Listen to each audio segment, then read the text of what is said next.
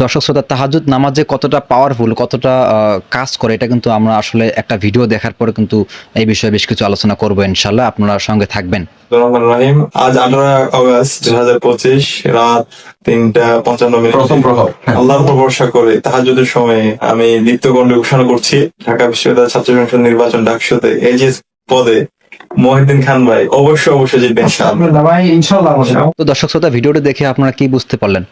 সেখানে আমরা দেখতে পাচ্ছি যে সাদিক কায়েম ভাই কিন্তু এজিএস পদে যে মহিউদ্দিন ইসলাম ভাই রয়েছে, তিনি কিন্তু তাহাজ্জুদ নামাজ পড়েই কিন্তু মহিউদ্দিন খান ভাইয়ের জন্য দোয়া করেছিলেন। তবে আল্লাহ তাআলা এই দোয়াটাকে কবুল করে তাকে সত্যি সত্যি এজিএস পদে কবুল করেছেন, আলহামদুলিল্লাহ। এটা কিন্তু আমরা 9 সেপ্টেম্বর ডাকসু নির্বাচনে কিন্তু দেখতে পাচ্ছি। তো আজকে ভিডিওটি করার মূল উদ্দেশ্যটা হলো যে দেখেন তাহাজ্জুদ নামাজের কতটা পাওয়ারফুল, কতটা কাজ করে, এটা আসলে প্রমাণ কিন্তু আমরা দেখতে পাচ্ছি। যদিও হ্যাঁ, তাহাজ্জুদ নামাজ খুবই গুরুত্বপূর্ণ, খুবই কাজ করে, এটা কিন্তু আল্লাহ তাআলা ওয়াদা করেছেন।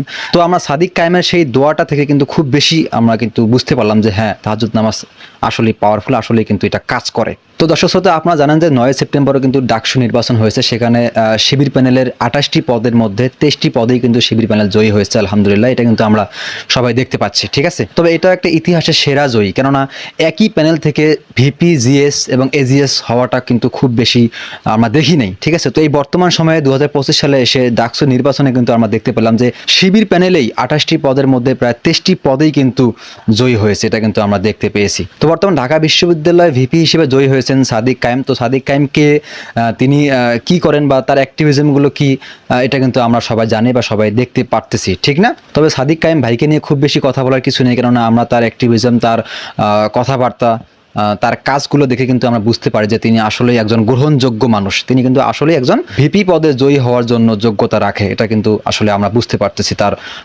কথা বলার স্টাইল, তার ভঙ্গিমা, তার অ্যাক্টিভিজম, তার যে কাজগুলো, এটা দেখে কিন্তু আমরা সবাই বুঝতে পারছি। তার কারণেই ঢাকা বিশ্ববিদ্যালয় এত মানুষ তাকে ভোট দিয়েছে, তাকে ভোট দিয়ে জয়ী করেছে এবং ভিপি পদে জয়ী করেছে। তো এটা আসলে জামায়াতে ইসলাম বা শিবিরের একটা গর্বের বিষয় যে এরকম একজন মানুষ ডাকসু নির্বাচনে ভিপি হয়েছে, এটা কিন্তু আসলে একটা গর্বের বিষয়। তো যাই হোক, আমরা তার জন্য দোয়া করি এবং পুরো টিমের জন্য আমরা দোয়া করব, তারা যেন এই 1 বছর তারা যেন খুব ভালো ভালো কাজগুলো করে, যে কাজগুলো করার জন্য তারা প্রতিশ্রুতিবদ্ধ, সেগুলো যেন খুব সুন্দরভাবে পালন করতে পারে বা আদায় করতে পারে। এই জন্য আমরা সেই টিমের জন্য দোয়া করব মন থেকে। আর আপনারা কারা কারা খুব বেশি খুশি হয়েছেন যে ডাকসু নির্বাচনে ভিপি পদে সাদিক কায়েম জয়ী হওয়াতে, আপনারা কতটুকু খুশি হয়েছেন, এটা আপনারা অবশ্যই কমেন্ট বক্সে লিখে জানাবেন। তো ঠিক আছে, আজকে এখানেই বিদায় নিচ্ছি। দেখা হচ্ছে পরবর্তী নতুন কোনো একটা ভিডিওতে। সে পর্যন্ত ভালো থাকবেন।